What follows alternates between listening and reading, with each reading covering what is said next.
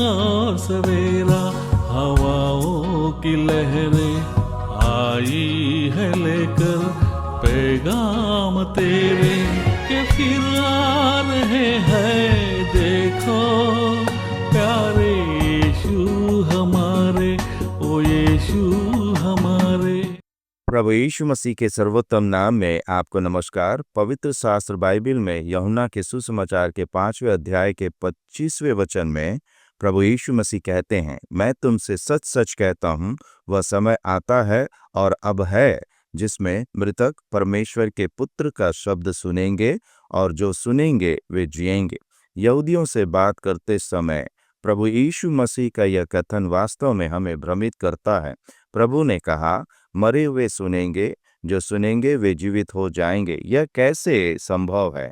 जो व्यक्ति मर जाता है उसकी सभी संवेदनाएं नष्ट हो जाती हैं, उसकी इंद्रियां काम करना बंद कर देती हैं, उसे स्पर्श, गंध, स्वाद, दृष्टि या श्रवण का कोई ज्ञान नहीं होता, तो वह कैसे सुनेगा?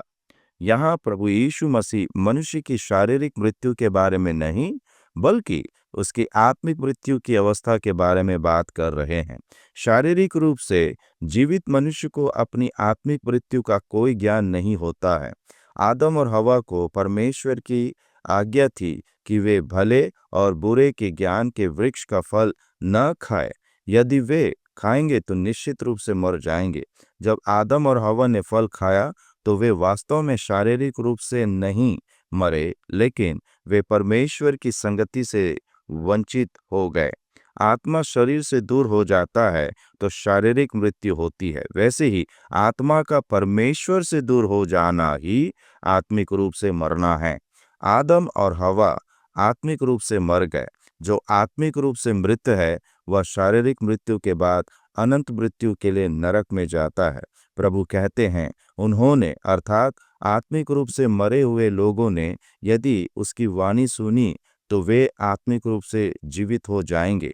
इसी भाग के 24वें वचन में उन्होंने कहा, मैं तुमसे सच सच कहता हूँ, जो मेरा वचन सुनकर मेरे भेजने वाले पर विश्वास करता है, अनंत जीवन उसका है और उस पर दंड की आज्ञा नहीं होती, परंतु वह मृत्यु से पार होकर जीवन में प्रवेश कर चुका है। क्या आप परमेश्वर के पुत्र की इस वाणी सुनेंगे? क्या आप उस पर विश्वास करेंगे? क्या आप ऐसा करके अनंत जीवन प्राप्त करेंगे? प्रभु आज भी कहते हैं, यदि तुम मेरी वाणी सुनो तो कितना अच्छा होगा। ओ यीशु हमारे, ओ यीशु हमारे, ओ यीशु